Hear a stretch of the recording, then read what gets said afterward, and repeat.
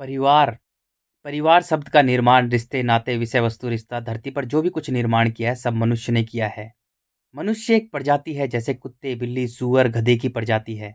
मानव भी एकमात्र जीव है, लेकिन उसका जन्म इस धरती पर इसलिए हुआ है ताकि वह स्वयं को जाने, खुद को जाने, पूरे ब्रह्मांड बनाने वाले की लीला को समझे, ब्रह्मांड रचयिता को समझे, आकाश अंतरिक्ष को समझे कि उसका जन्म क्यों हुआ है, ब्रह्मांड क्या है।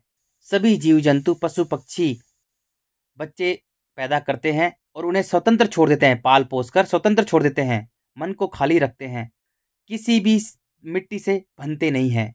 प्रकृति ने उन्हें बनाया ही ऐसा है, सत्य ने, क्योंकि वो सत्य के बच्चे हैं।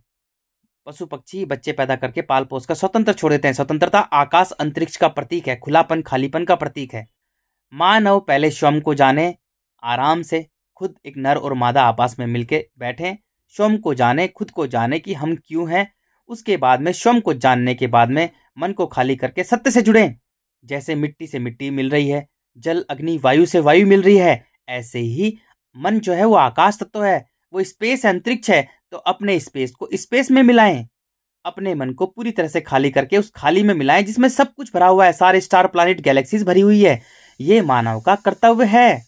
स्वयं को जाने, खुद को जाने, तभी उसका मन अंतरिक्ष से मिलेगा, वो सत्य से जुड़ेगा, उसे सारा ज्ञान होगा। मानव योनि केवल ज्ञान के लिए बनी है, स्वयं को जानने के लिए बनी है, खुद को जानने के लिए।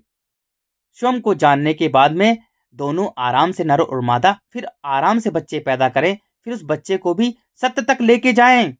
वो प्राण है, शरीर में प्राण देने वाला अंतरिक्ष है, आकाश है। पहले अपने प्राणों को प्राणों से मिलाएं, जैसे वायु से वायु मिल रही है, अग्नि से अग्नि, जल और मिट्टी से मिट्टी मिल रही है।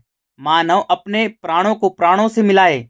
सबसे पहले मानव का कर्तव्य है कि वह सत्य से स्वयं को मिलाए, क्योंकि सत्य ही है जो हमें प्राण देता है। शरीर के लिए सबसे महत्वपूर्ण सत्य है, अंतरिक्ष है, आकाश है, वो हमें प्राण देता है। उसके बिना हम एक सेकंड भी जिंदा नहीं रह सकते। जब हम आकाश से दूर होते हैं तो प्राणहीन होते हैं, मिट्टी के कण कण में बिखरे हुए होते हैं, स्वयं को बांटते रहते हैं। इसलिए धरती पर सब बटे हुए हैं, वर्गों में, वर्णों में, जातियों में, धर्मों में, देशों में, राज्यों में, गांवों में, परिवार में, विषय वस्तु रिश्ते में मनुष्य बटा हुआ है, क्योंकि सबके मन में मिट्टी के कण कण हैं। वो कण कण में बिखरा हुआ इंसान है, वह एक व्यापारी जीव है, हर चीज व्यापार से करता है। जब बिखरा हुआ होता है, खोखला इंसान होता है, तो वह एक व्यापारी इंसान होता है, वो हर चीज को व्यापार ढंग से करता है। धरती पर सब व्यापारी हैं।